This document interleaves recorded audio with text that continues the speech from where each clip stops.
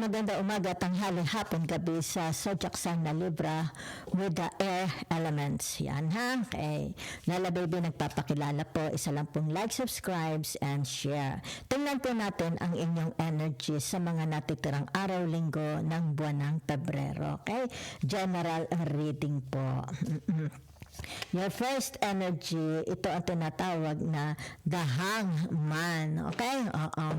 So, ano ibig sabihin ng the hangman? It's the water Neptune. Okay? Yan. It's like tinatawag na it's more about relaxation. Diba? Maybe you are thinking for something. Nag-iisip. It's like nagpaplano. Ano pinaplano ninyo? Diba? Ano pinag-iisipan nyo? Maaring for some of you here is yung tinatawag na ini-enjoy lang nila ang tinatamasa nilang tagumpay. Ini-enjoy ang kanilang tinatamasang kasaganaan. Diba? Yan.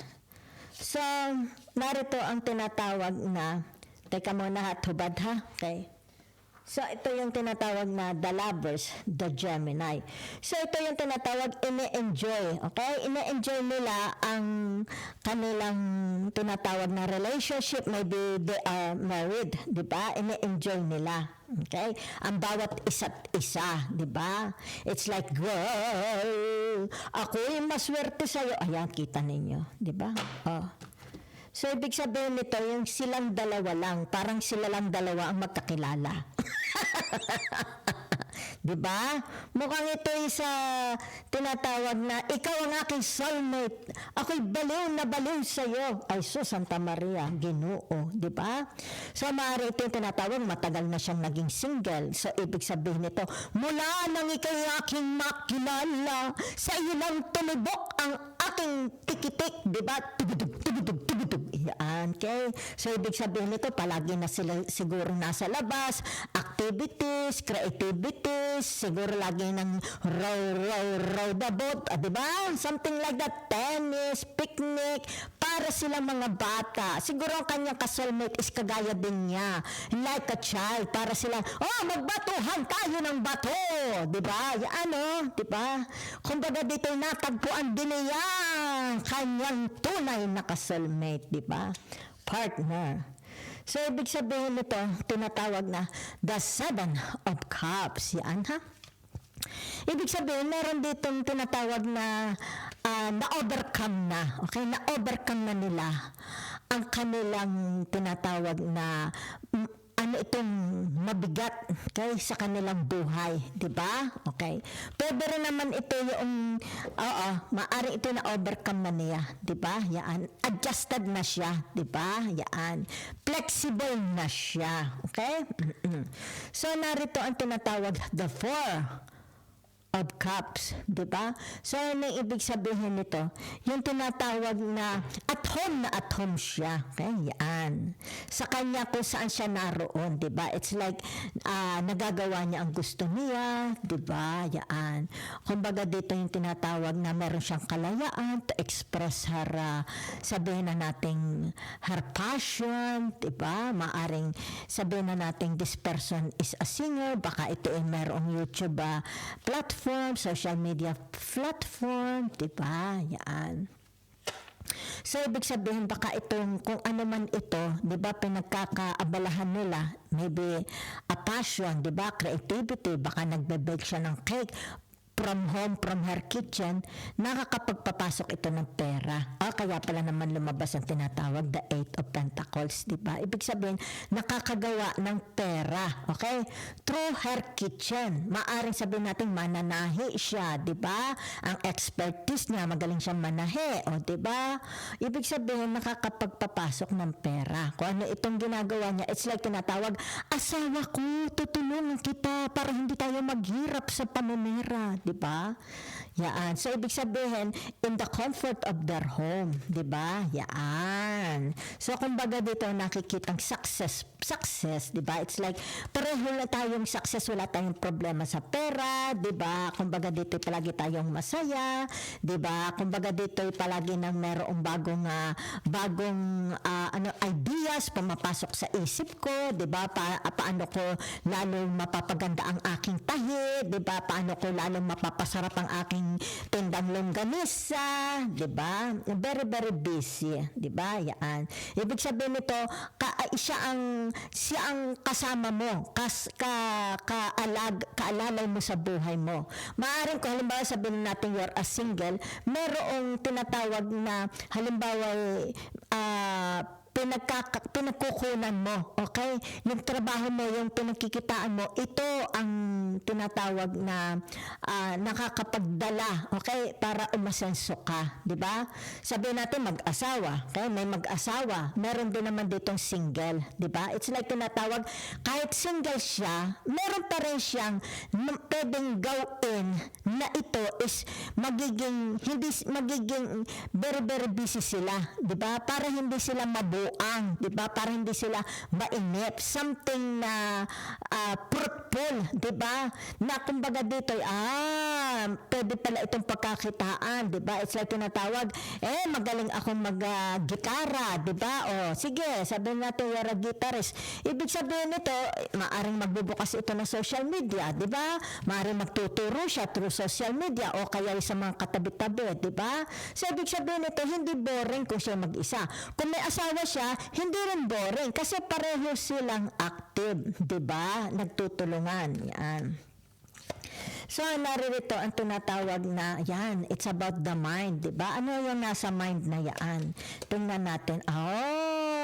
Okay. So, ibig sabihin nito, yung tinatawag na the 10. Yan ha. Ibig sabihin nito, merong magandang balita, outcome, result. Yan ha. Ibig sabihin nito, from i-harvest, diba? It's like papasok, lalaki ang pera sa bangko, diba? It's like ito na, heto na, baka yung mga kapartner nyo magdadala niyan, o kaya yung inyong tinatawag na social media, diba? So, ibig sabihin, merong success, yan, merong magandang balita, mensahe, kung ano man yan dadating, okay? O maaring it comes from you, diba? Kumbaga dito kapakipakinabang, parang sigurado ka na sa nakikita mo sa iyong vision, diba?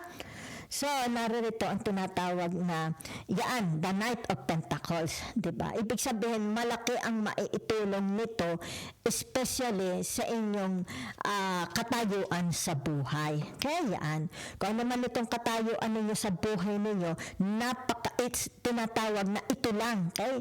Ito lang ang makaka-resolve, yan, magiging daan para maresolba ang iyong kinakaharap na kabigatan sa buhay. Okay? So, naririto, it's about time. Kaya tumindig na kayo. Alam nyo na kung ano ang gusto nyong gagawin. Diba? Ibig sabihin nito, nakapili na kayo. Diba? Yan. So, it's more about tinatawag, it's kasi nasa manifestation. So, ibig sabihin, put into action. You are ready na. So, maaaring for some of you here, ibig sabihin nito, lilinisin ko, maaaring once upon a time, kaya dito, diba, hirap na hirap ka.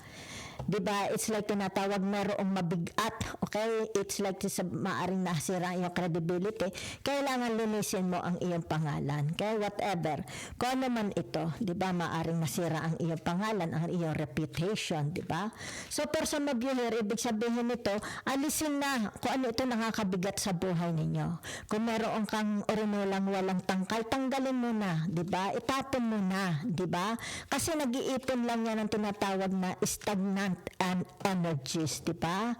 Yan nakakabigat sa buhay mo. O maaring ito yung tinatawag, titindig na ako at ako isa maglilinis na ng aking garden. It's more about cleaning. Cleaning your house, cleaning your garden, cleaning your office, di ba? Tanggalin na ang mga tinatawag na halimbawa sa bahay ninyo. Alisin nyo na, di ba? Yung mga lumang sapatos, wag na, pamigay kung hindi na kayang ganito ng iba, itapon na, di ba? Yan, cleaning, okay? Yan. So, ibig sabihin nito, it's yung tinatawag na participation, di ba? Yan, kawang gawa. Okay? Maaaring for some of you here, kailangan tinatawag na it's about your present, di ba? Maaaring matagal kayong hindi nakasama nila, di ba? O kayo sabihin natin, tayo magkawang gawa, di ba? Social, sabihin na natin humanitarian, di ba?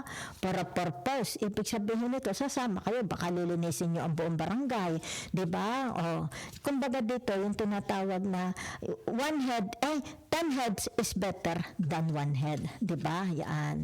So, maaaring tinatawag, maraming tutulong sa inyo para mabuo mo ang iyong pangarap, para mabuo mo kung ano man itong hindi mo mabuo. Jigsaw puzzle, di ba?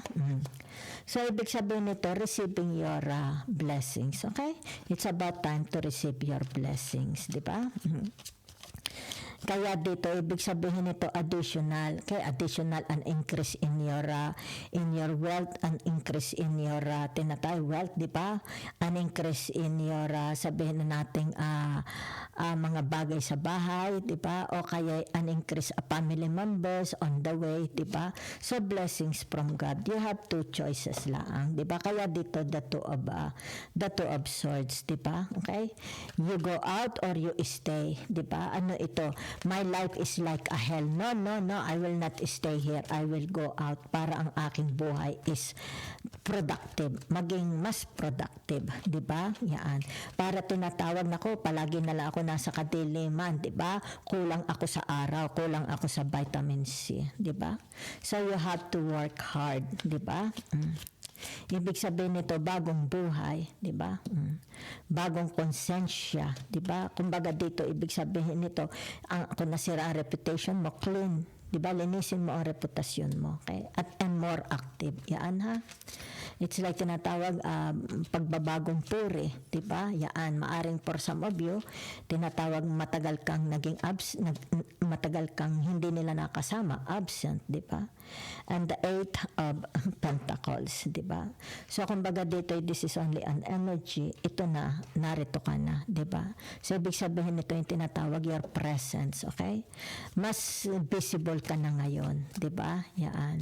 Kumbaga, maybe from the past, palagi kang nakatago, di ba? Yan. Inactive, maaring very, very inactive, no participation. But now they can see you, di ba? It's like tinatawag dito, you have no shames, you have clean conscience, di ba? It's like nakikita dito yung tinatawag na you're very, very inspired, full of life, di ba? Yan. What's your cooking? I do not know, di ba? Yan. So, it's about more visible presence. Okay? Yan.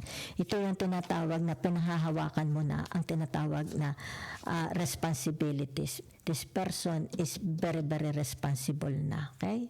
It's like dati, iniwan niya yung kanyang responsibilities, di ba? Pero ngayon nakikita mo, yung tinatawag, very, very responsible na ang tao na ito. Either hindi ikaw ito, maaring kung sino man ito sa buhay ninyo. Okay? So, naririto yung tinatawag na the father, the mother, and the daughter. Ibig sabihin nito yung tinatawag na healthy parenting, di ba? Yung tinatawag pagpapalaki ng kanilang mga anak, di ba? Yan, importante, di ba? The presence of parents sa pagpapalaki ng mga anak, di ba? It's like tinatawag, the parents are the reflection, di ba? Kung saan magpunta, kahit saan magpunta ang bata, di ba? Ito yung tinatawag, maipagmalaki ng bata na siya is buo ang family. Na ito yung tinatawag, hindi siya produkto ng broken home. So, ibig sabihin nito, yung tinatawag na merong growth, di ba, ang family. Yan, ha, it's like tinatawag walang nagtataksil. It's like tinatawag ano tawag dito, ginagawa niya ang tungkulin, yung duty nila as a parent, okay, to their children. Okay? Yan. So, naririto ang tinatawag panunukso. Kasi naman itong nanunuksong ito. Diba? It's like you will be tested. Yan. It's like tinatawag merong gustong mangwasak ng pamilya. Okay? Yan. So, nasa inyo na yon. Kaya dito you have two doors, di ba? Ibig sabihin nito, dito ka sa demonyong ito kasi nanunukso or yung tinatawag na dito, 'di ba? A healthy family, 'di ba? Stay in a commitment, 'di ba? Yan kasi meron dito, ito yung tinatawag na lover, the Gemini, you are in a commitment, 'di ba? kung halimbawa sabihin natin nagpatukso ka, what will be the outcome, the result? Di tinatawag na the hangman, di ba? Maaring sabihin na natin pansamantala lang itong ligayang ito, but the outcome, mag-isa ka na lang, di ba? So it's up to you. Kumbaga dito meron demonyo gusto uling itry na tuksohin, di ba? Yaan, para mawasak itong magandang family. Okay? So narito ang tinatawag na the Four of Pentacles, di ba? So ibig sabihin nito yung tinatawag, it's about your commitment, di ba? Commitment mo sa trabaho, commitment mo sa marriage, commitment mo sa anak mo, sa asawa mo, sa magulang mo. It's more about commitment. Okay? So, kaya dito naririto. Yan ha. The message, the advice from the universe. Okay? Ibig sabihin nito, clean it up. Yan o, kita ninyo sa Seven of Pentacles. Diba? So, ibig sabihin nito yung tinatawag kung ang iyong sabihin na nating image is nasira, diba? Linisin mo uli. Okay? Try to build up. Okay? Yung tinatawag pagtrabahuhan mo. Okay? Kung sino ito, it's like dito merong sisira ng iyong image, ng iyong pangalan, diba? Ng iyong tinatawag na what else? Gano'n na pagkatao. So, it's about time. Okay? Nalinisin. Yan ha? Kaya dito narito, tinatawag the Four of Pentacles, di ba? It's about commitment. Okay? Yan. Ibig sabihin, once you commit yourself, yan, it's either you stay or you go out. Okay? Thank you very much.